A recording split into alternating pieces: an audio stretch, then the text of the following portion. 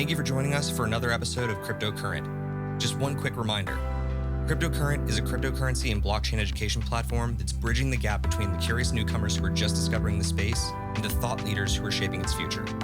All opinions expressed by Richard Carthon, the Cryptocurrent team, and their guests on this show are exclusively their own opinions. You should not treat any opinion expressed by Richard, the team, and their guests as a specific inducement to make a particular investment or to follow as financial advice. This show and any other Cryptocurrent production is exclusively for informational purposes.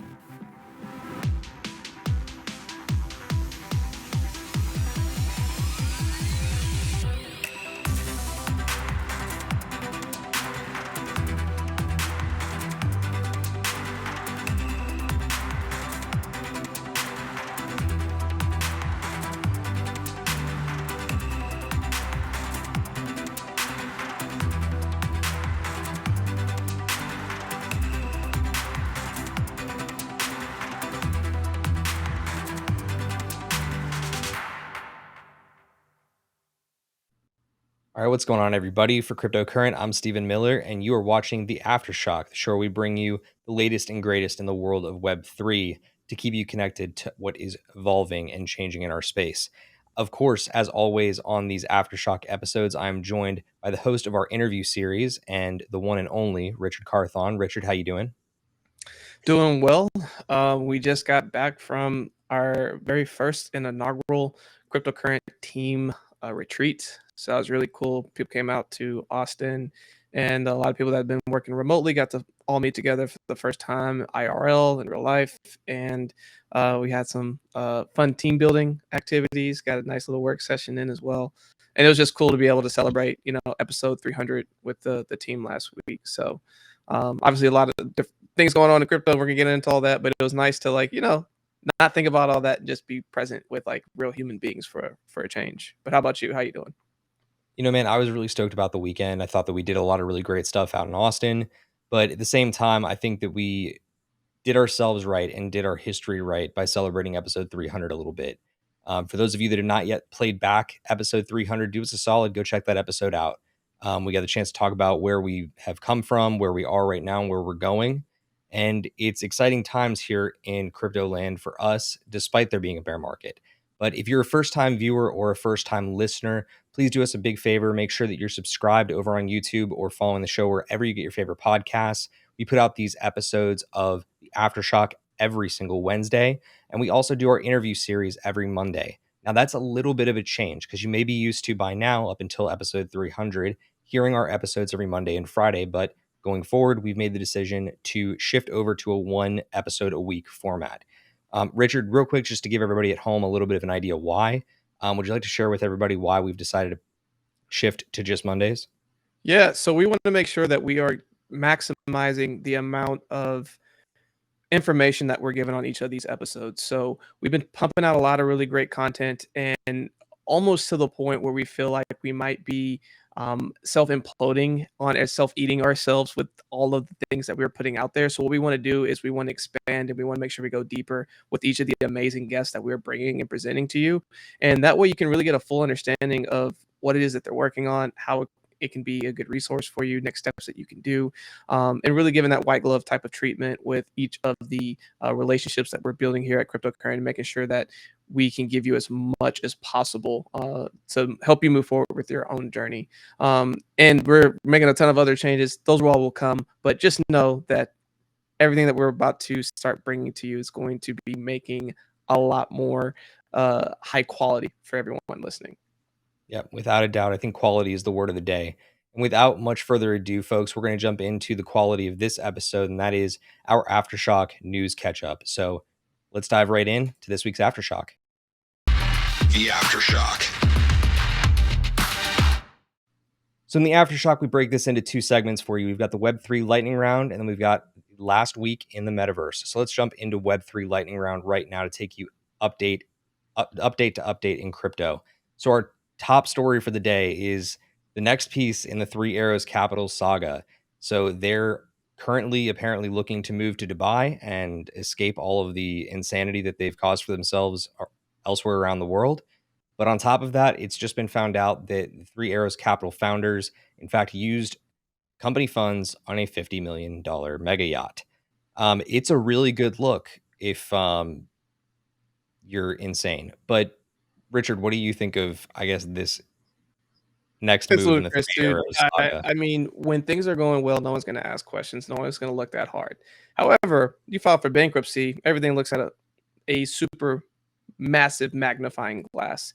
And this is nuts that they did this. Like, even if you're having a ton of success, like you shouldn't be doing this. Like, yeah, it might fly under the radar because like who cares when you're crushing it, but you shouldn't be doing this, period. So just we don't have to spend a lot of time on this. These dudes are insane. Yep. So give me your 2 second hot take. What's worse? Celsius having a $1.3 billion hole in their balance sheet, or the Three Arrows Capital founders deciding to spend $50 million on a yacht?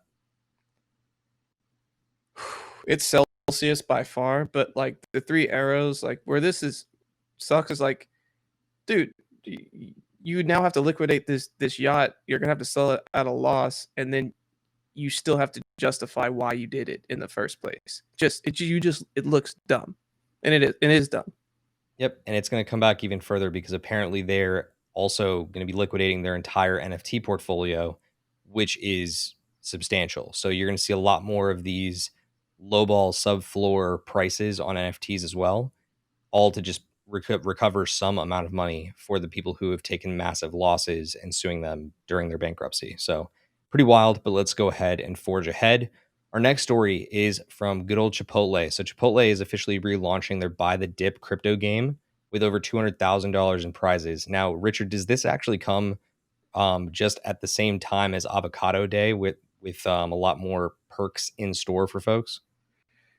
Man, what's really cool about this? And the answer is yes, because you get the $1 avocado, but they're giving you crypto. They switched over to where they started accepting crypto. I believe some point last year, and they're really just leaning into trying to capture more and more of this audience by rewarding people in different forms of crypto. I believe you can get Bitcoin, Ethereum, and some of the others that are out there, and yeah, it's pretty awesome. You buy some avocado, you get crypto. They'll be getting my business soon. Look, man, that's just part of free guac day that they're doing. So I'm stoked about it. I think it's great. I hope that you have some good luck at home. Get yourself some crypto from Chipotle with your burrito. But let's move into our next side story, which is Tesla selling off 75% of its Bitcoin to quote unquote build liquidity over the China shutdown concerns. Now, this is a really big deal because so far China has been very hush hush about what the situation is over there with the virus. And now apparently Tesla's starting to take it all seriously and want to liquidate Bitcoin to make sure that they're covered in the case of a shutdown. Richard, are we really going to be caring about this all that much, or are we moving on quickly? Because I think that them selling off their Bitcoin is a blip on the radar during a bear market as opposed to a much bigger event. But what do you think? It's a blip, and the fact that they're selling 75%, they kept 25% for a reason, right? They can't take a total loss, and like the logic for China shutdown concerns, like dude, China's flip flopped on whether or not Bitcoin's legal and also that kind of stuff multiple times. Beginning of the year, it was not legal. Now people can hold it. Now they're talking about China shutdowns. Dude, just again a blip, and we shouldn't spend a lot of time on this.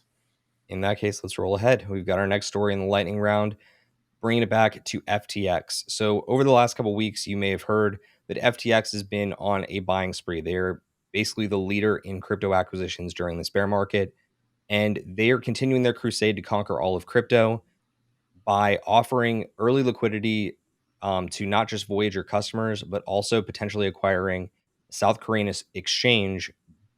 Is it BitThumb or BuyThumb or BuyThumb? Who knows? But either way, they're currently doing $560 million in daily volume over at BitThumb, BuyThumb, BuySum. Who knows how it's pronounced these days, but there's a lot more going on behind the scenes there. They've also made a Voyager purchase agreement. Apparently, it was a lowball bid.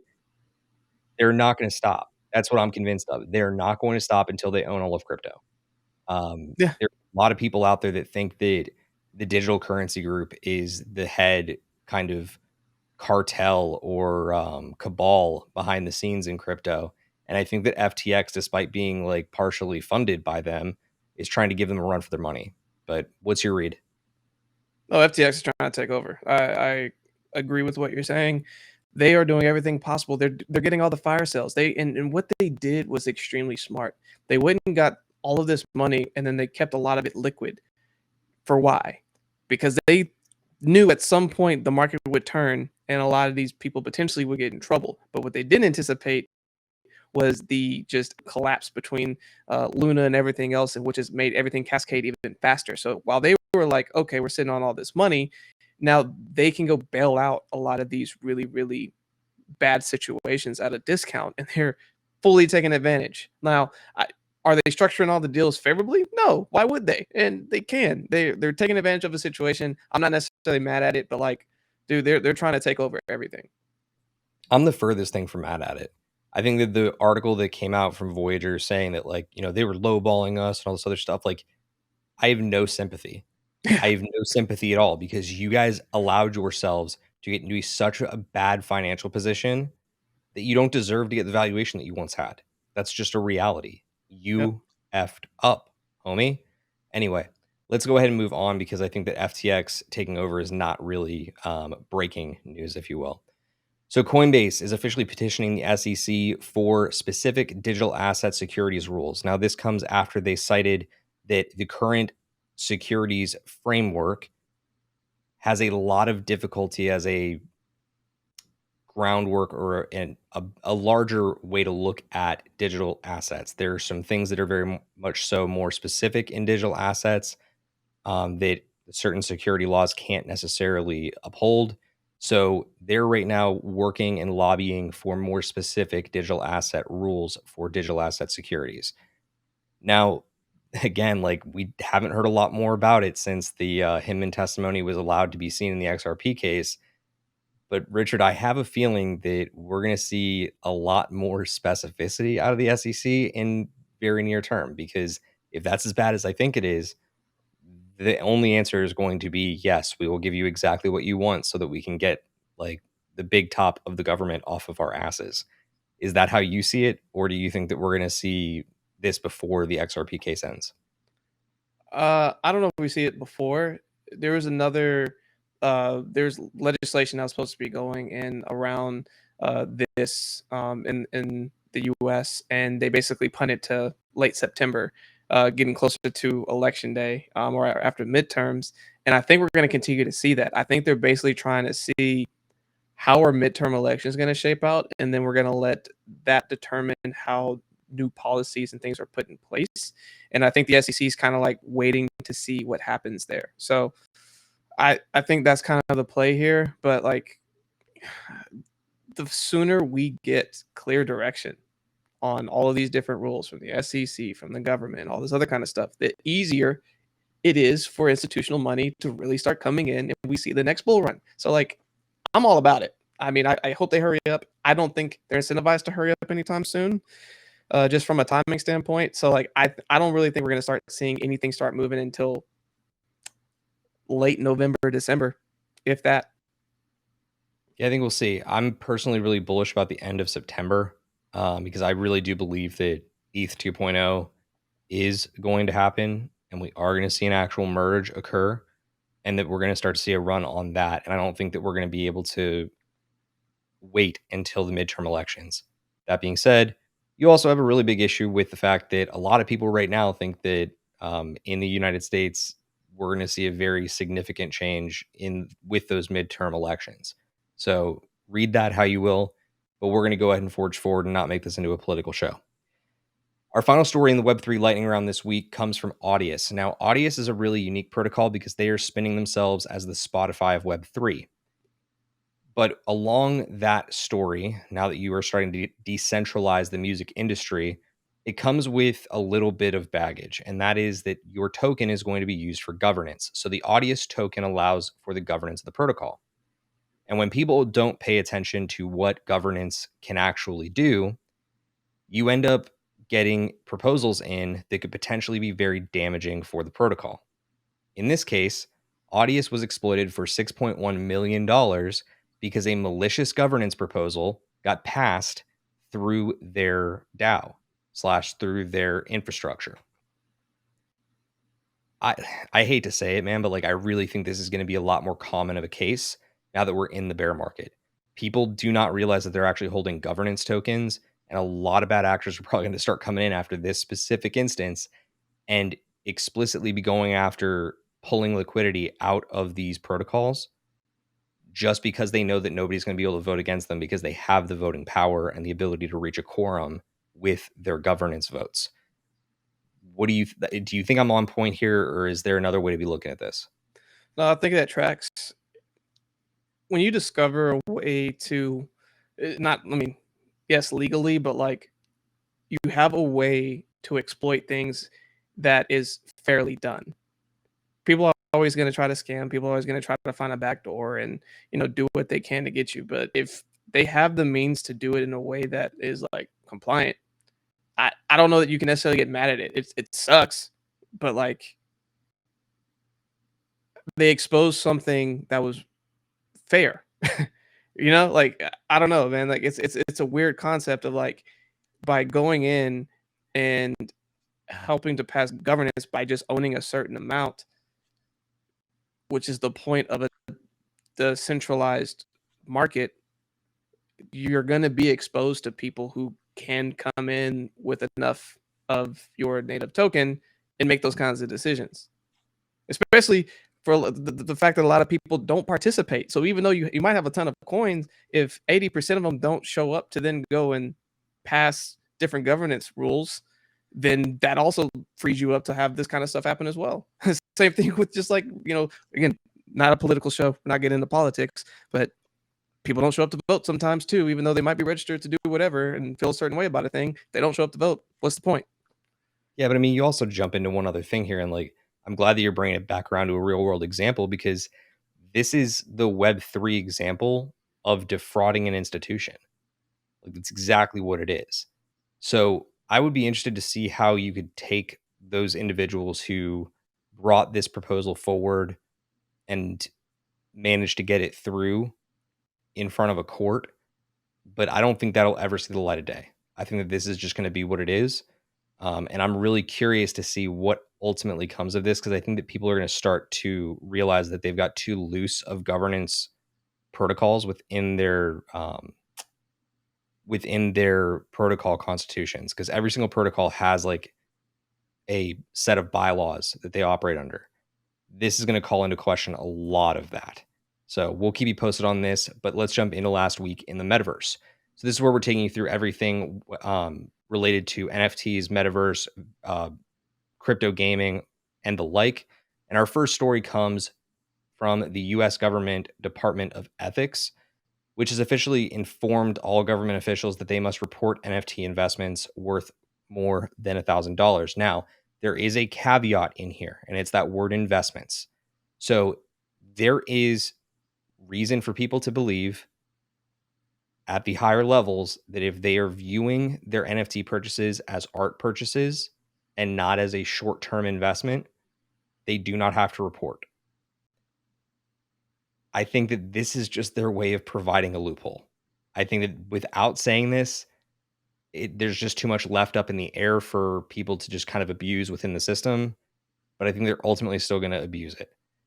Do you think that's the case, or am I spot on? Because the more I think about it and the more I hear myself explain it, the more I think I'm spot on.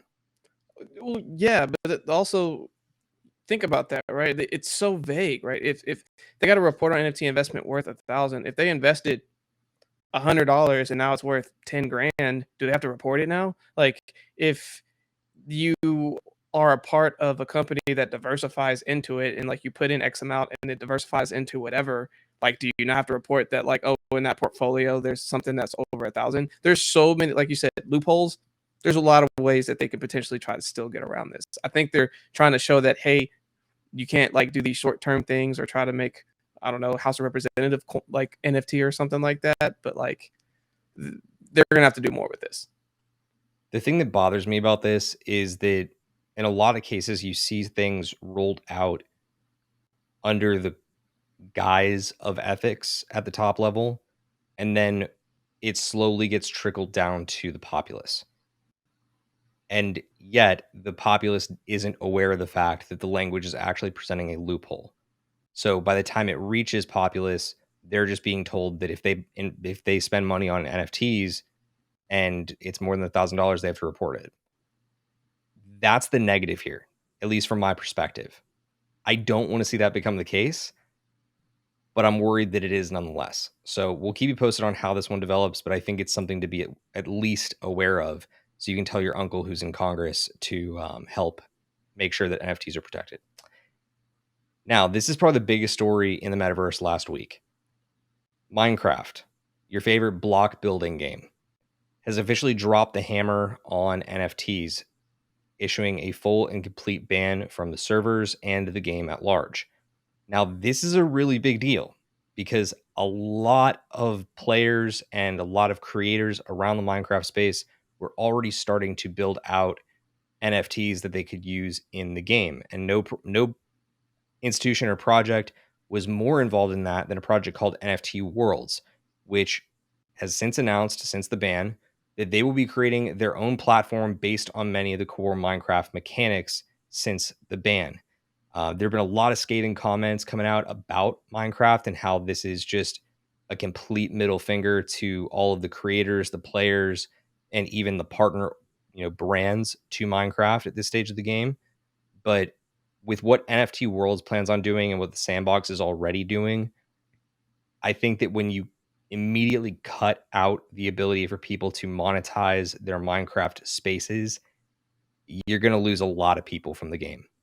So maybe that's my take on it, but you also have other players in the gaming space who are coming out railing against it as well. So in response to the ban, Epic Games has released a statement saying they will not be banning NFTs. And Epic Games is one of the larger open world game creators out there. So that's good news for people who are looking at their games and saying, hey, maybe we can have NFTs involved in Epic Games going forward. Richard, what do you think about this one? Because I know that you are at least exposed somewhat to the Sandbox and what they're doing. Do you think that ultimately this is going to be a negative move for Minecraft, or do you think this is just a negative move for the NFT world in that they're saying that they don't want to be a part of it? Man, this is going to be such a short-term, terrible decision. So, I mean, sorry, a long-term terrible decision. So, like in the short term, you're going to cut off these creators from being able to monetize within your platform and stop having as much like in-game purchases, etc.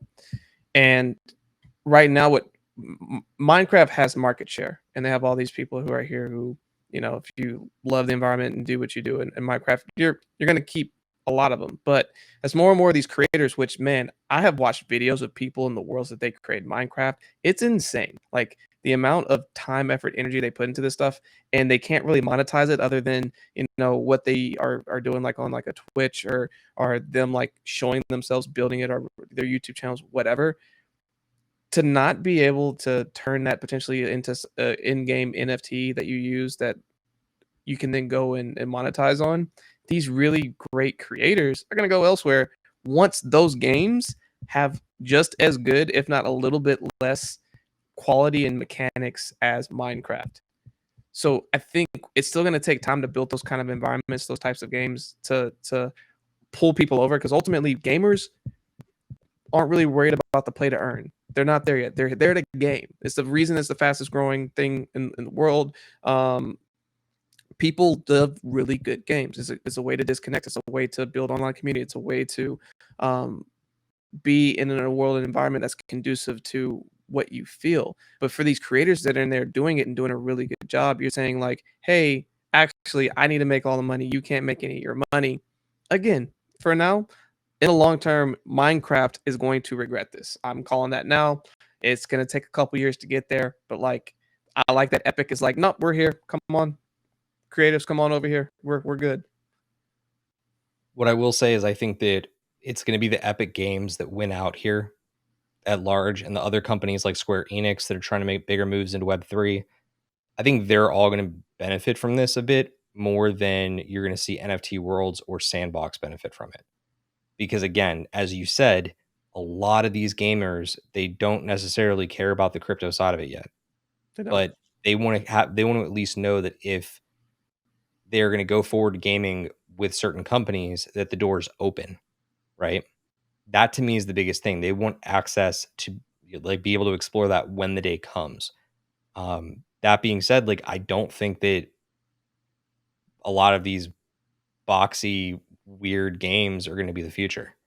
I think that when you're talking about the metaverse and VR and what crypto gaming can be, we're going to end up seeing something more sleek in the style of like a Ready Player One, right? That's where we're ultimately going to see crypto gaming and metaverse go, and nothing is more indicative of that than what we've seen in recent weeks from the project Wilder World and Illuvium.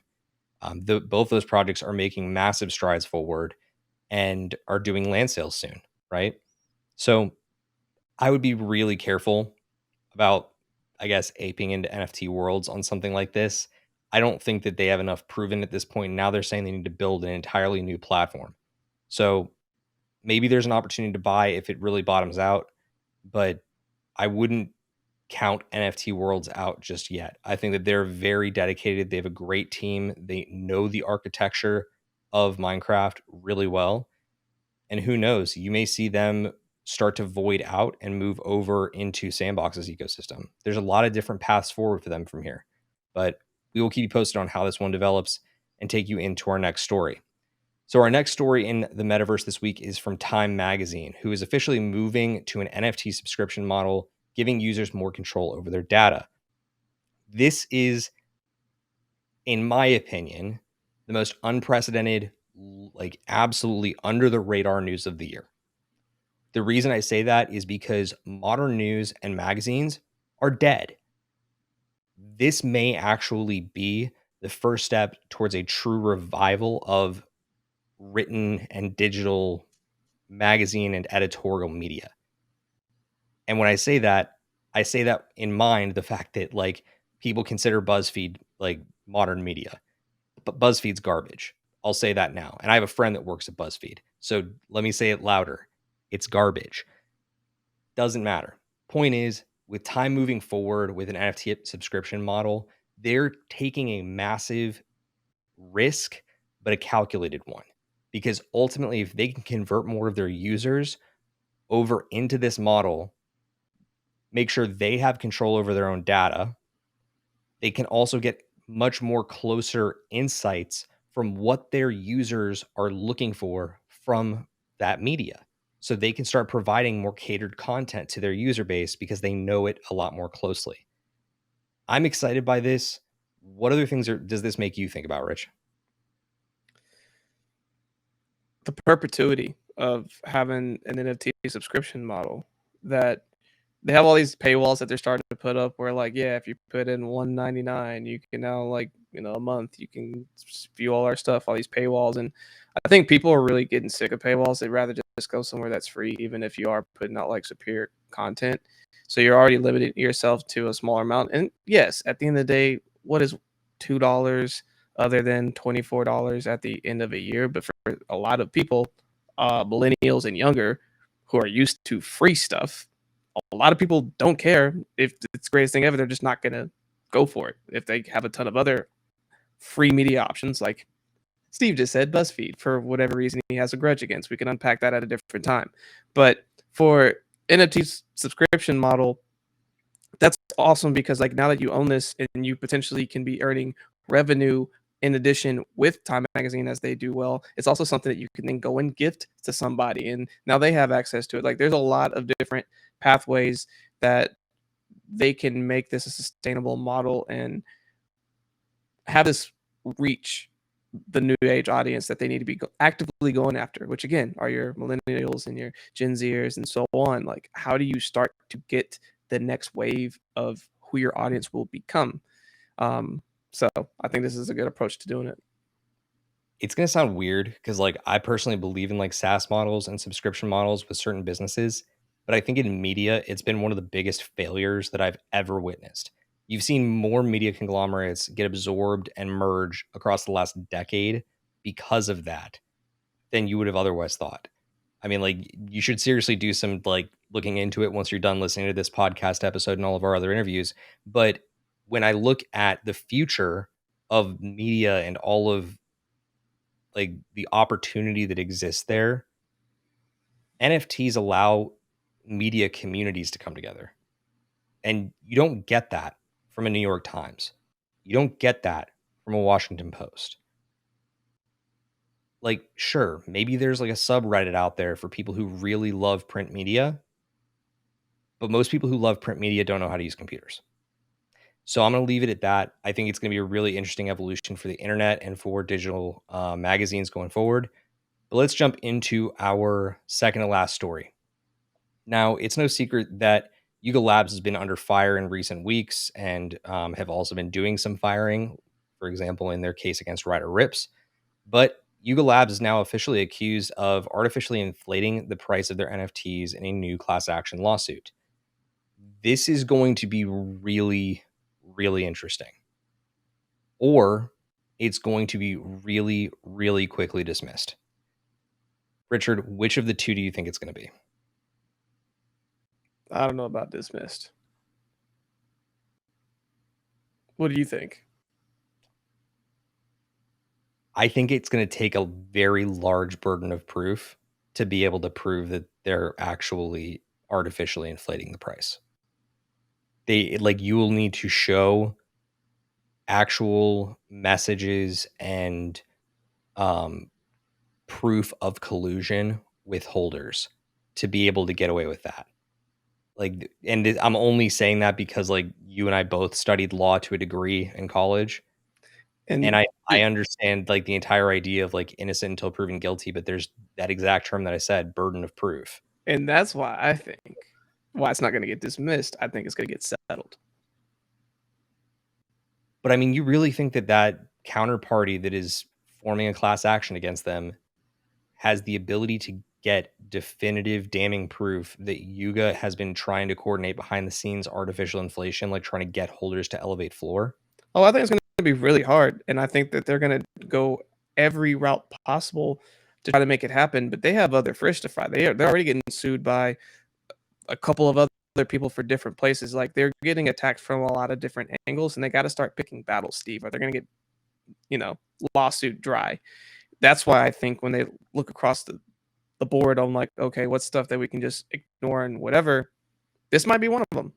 And so is the burden of proof really hard? Sure. Will it take time? Absolutely. Will it drain potential resources and pockets to like them to have to go and prove or to disprove that they didn't do that? That's going to take a ton of resources. Like if they really have to go and the burden of proof becomes like they have to then show like if the people who are suing them present evidence that then shows that it's possible, that they then have to then reverse and show that that didn't happen. That's where I'm saying it's going to be challenging. Like if they can truly get past this initial hurdle, the lawsuit does go through and they go to like an actual trial. Yeah, dude, like that's going to take a ton of resources. And I think that's the danger for all of NFTs. And I don't mean to like raise a flag of alarm or try to be alarmist on this because like frankly I believe in NFTs as the future. Like I really do. But there's still so much that's currently unknown about like the IP side of it, like how much claim you really have to your intellectual property in what you're purchasing. You have a lot of questions about certain mechanisms within projects as to like how that can affect price. For the perfect like recent example, did you hear about the Wizards project at all? Mm-mm. So really interesting story here. So the Wizards project, spelled WZRDS, did this really cheap looking drop. It wasn't anything special, but of course, like some people bought onto it. They really liked the dynamic behind it. They saw some interesting shit in the contract. They tried to move it forward. And it wasn't that it was like overtly publicized because a lot of people got burned by this exact fact that I'm about to lead into. But they launched a campaign basically like I want to say a week after the launch of Wizards that basically was called The Hunt for the Cowards, but spelled CWZRDS. And the entire thing basically was built around the fact that, like, if you were not listing, if you had your wizard listed for less than 3 ETH, it was going to immediately get burned by the contract. So you didn't have an authorization at all saying, outside of minting the NFT, that this could automatically get burned if it's listed at any point in time below 3 ETH, but that was buried in the contract. Nobody saw it.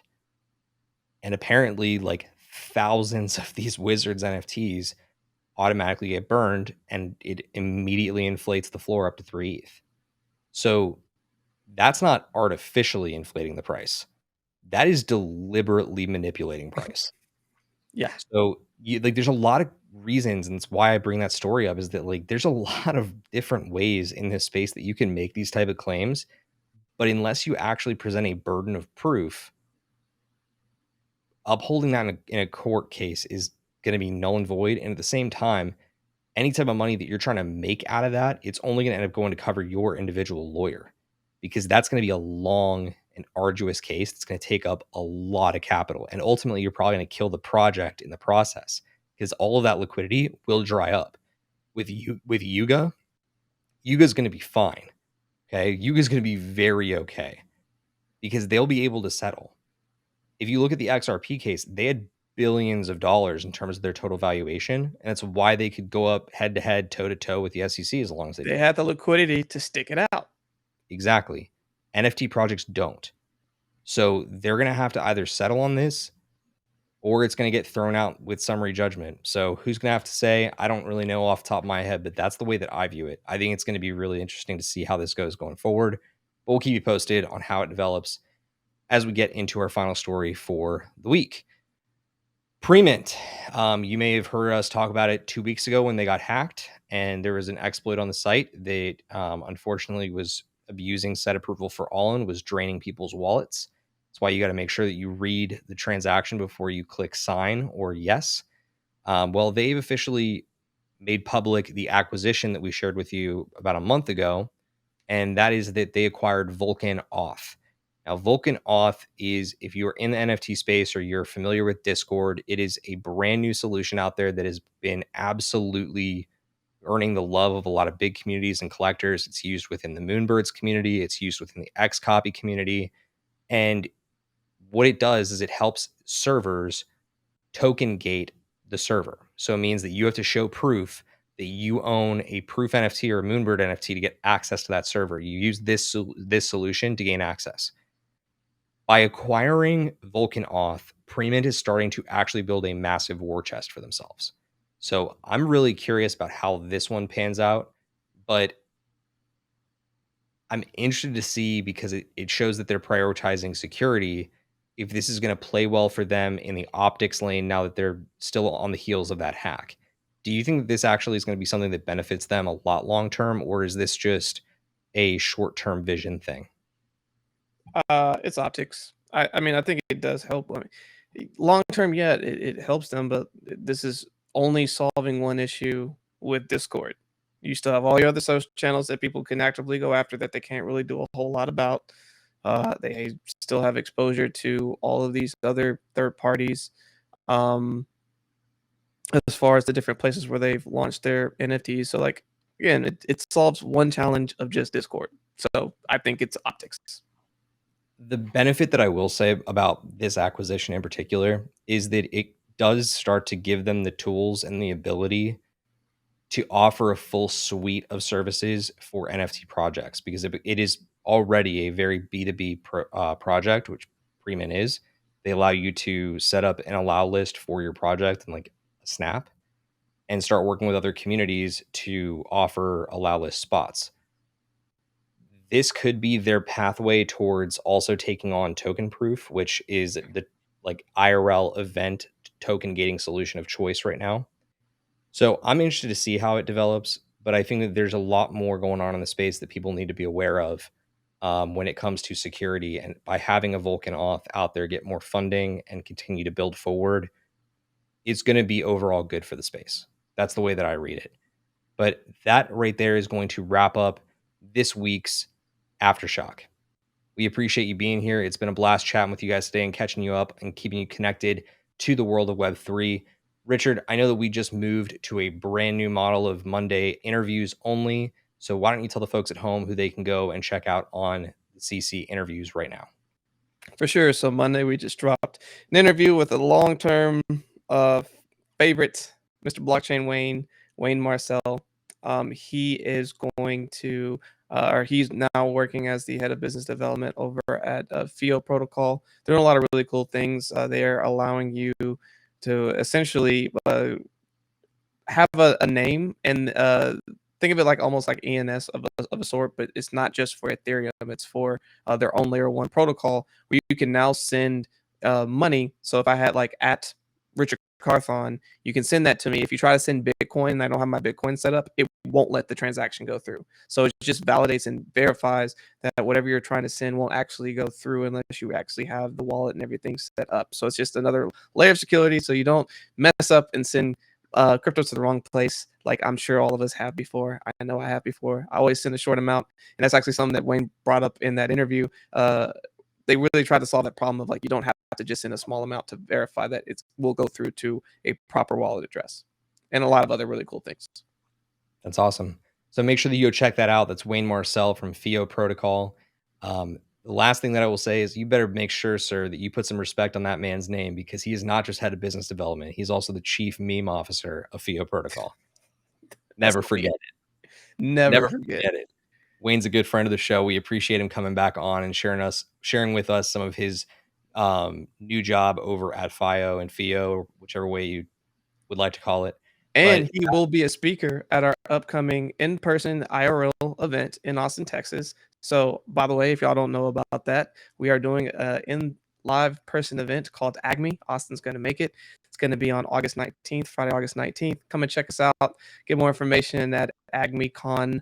That's AGME, AGMICON.com. And be on the lookout for more info on that. We got a really cool thing on the way. Tickets are now available. You can go get your tickets up there. We are also going to be doing a new speaker announcement this week. We've got a lot of great stuff coming. We hope that you'll come out and join us. That is going to be at Speakeasy in Austin, Texas. It's a great spot, and we're going to be having a really great afternoon conference there. So we hope you come and join us. But until next time, folks, we hope that you have a great rest of the week. We'll see you next week for another Aftershock. But until then, make sure that you stay cryptocurrent